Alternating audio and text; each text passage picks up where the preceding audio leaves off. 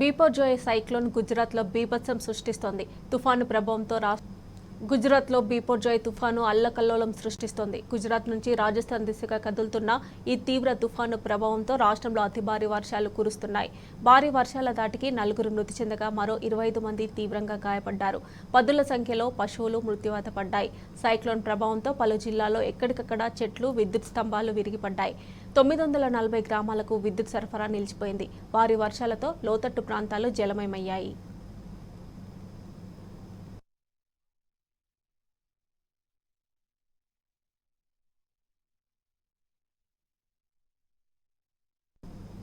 తుఫాను ప్రభావిత ప్రాంతాల్లో సహాయక చర్యలను వేగవంతం చేశాయి రెస్క్యూ బృందాలు.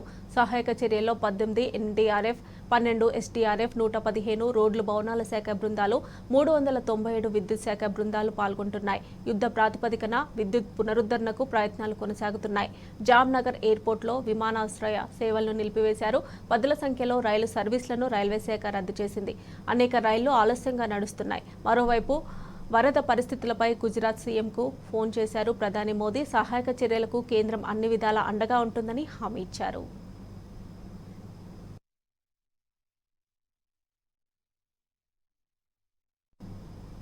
గుజరాత్లో విధ్వంసం సృష్టిస్తున్న ఈ తుఫాను ప్రభావం ఇప్పుడు రాజస్థాన్పై ఉండనుంది.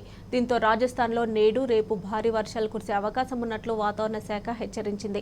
పలు జిల్లాల్లో భారీ వర్షాలు కురుస్తాయంటున్న ఐఎండీ బర్మేర్ జిల్లాకు రెడ్ అలర్ట్ ప్రకటించింది. ఈ నేపథ్యంలో ముందస్తు చర్యగా రైల్వే శాఖ రాజస్థాన్కు వెళ్లే రైళ్లను రద్దు చేసింది. అటు ముంబైలోనూ తుఫాను ప్రభావంతో వర్షాలు కురుస్తున్నాయి. తీరంలో సముద్రం అల్లకల్లోలంగా మారింది.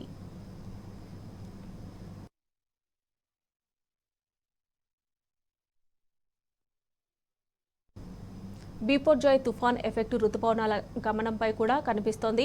ఈ సైక్లోన్ ప్రభావంతో రుతుపవనాలు మందకోడిగా మారాయి. ఈ నెల 11న ఏపీలోకి ప్రవేశించిన రుతుపవనాలు ఇప్పటి వరకు విస్తరించలేదు. బిపోర్జోయ్ కారణంగా నైరుతి రుతుపవనాల గమనం మందగించిందని వాతావరణ శాఖ అధికారులు తెలిపారు.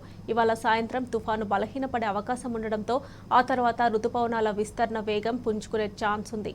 మరోవైపు ఈ నెల 19న నైరుతి రుతుపవనాలు తెలంగాణలోకి ప్రవేశించే అవకాశం ఉందని ఐఎండీ అంచనా వేసింది. రానున్న 3 రోజుల పాటు ఎండలు దంచుకొట్టనున్నాయని హైదరాబాద్ వాతావరణ కేంద్రం హెచ్చరించింది. పలు జిల్లాల్లో వడగాలులు వీచే అవకాశం ఉందని తెలిపింది.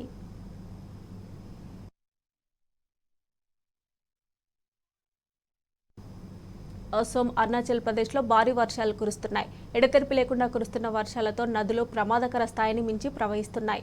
వర్షాలు వరదల దాటికి లఖింపూర్, ధీమాజీ, దిబ్రూగఢ్, కచార్, నల్బరీ, కామ్రూప్ జిల్లాలోని పలు గ్రామాలు నీట మునిగాయి. 215 హెక్టార్ల పంట భూములు వరద పాలై దెబ్బతిన్నాయి. పలు ప్రాంతాల్లో కొండ చర్యలు విరిగిపడుతున్నాయి.